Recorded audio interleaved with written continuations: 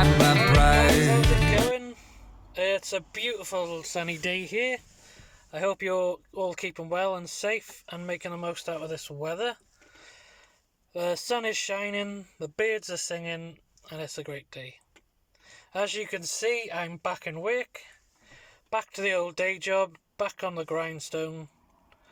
Bit weird coming back after so long off. There's a lot of new safety measures in play, and have to adapt our working practices a little bit to stay safe out there. So it takes a little bit of getting used to. Nowhere near as much as getting up at 5 in the morning, mind. That was a heck of a shock. Really wasn't used to that after 2 months at home, but I'm sure I'll get back in the swing of things soon enough. What I want to talk to you about this week is something that happened last week. It's blown my mind a little bit.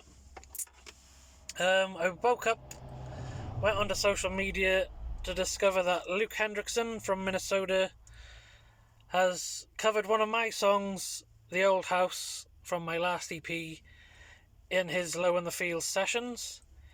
If you haven't seen Luke Hendrickson before, I'm going to post a link for his social media in the description down below, or you can use the hashtag IndiesCoverIndies, which is what he uses when he does these Low in the Field sessions.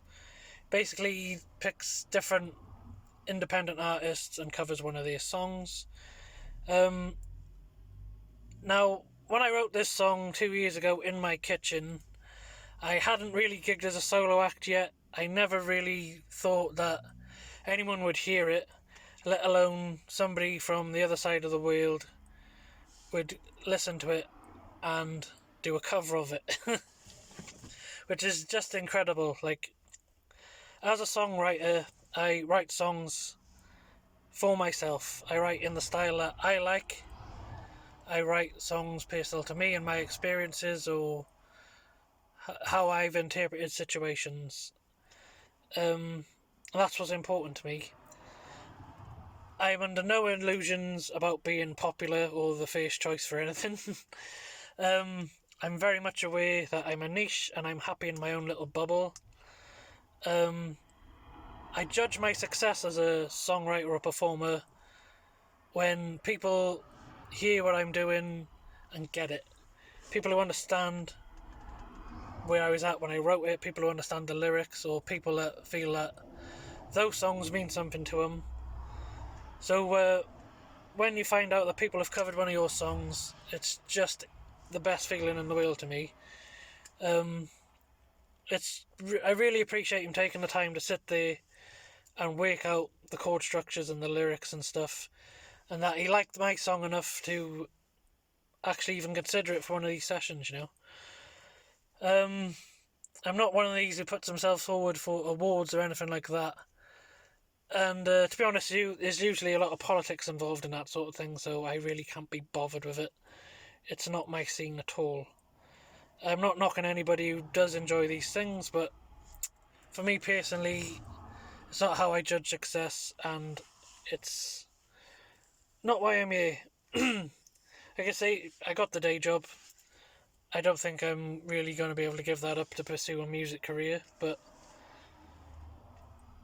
finding people who actually care about what I'm doing and the music I'm making really does mean the world to me, and that is my idea of success. What I found interesting was, mostly about the cover, is that Mike West did a version of the same song as well, and it's just incredible to me that it's the same chords, the same notes, and the same structures, the same lyrics, and every one of them's interpreted a different way. Two really good versions. They both did a fantastic job on it, but really different. And as the person who wrote those songs, looking how they approached it, you think, I never would have thought of doing that. I didn't, that structure's different. The way they held that note's different. Oh, that's really good. I really like this part. And it always amazes me that with such limited notes on an instrument, that everyone hears them and interprets them differently. It's mind-boggling, isn't it, really? Like, there's not that much to work with, but any combination and everyone hears something different. You might get similarities in certain things or whatever, but each person will hear that and interpret that in a unique way, an original way. So, from my perspective as a songwriter, hearing different versions of one of my songs, it's not only like a huge compliment, but it's also interesting to look at their approach to it and stuff. I'm trying to learn one of Mike's songs actually, but I'm terrible at doing covers. Like, my memory is awful. But hopefully I'm going to get a video of that soon, and I could do that some sort of justice. It's important, I think, as independent artists to support each other in that way. And, I really like what those guys are doing anyway, so hopefully you'll check them out. Like I said, I'm going to post links to their music and stuff in the descriptions as we're going along.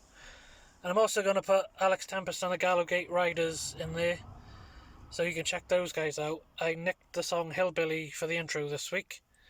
It's a pretty cool song. So if you get the chance to check those guys out as well, it'll all be in the description down below. That's about it for this week. So stay safe and stay well, and hopefully catch you guys next week. Thanks for tuning in.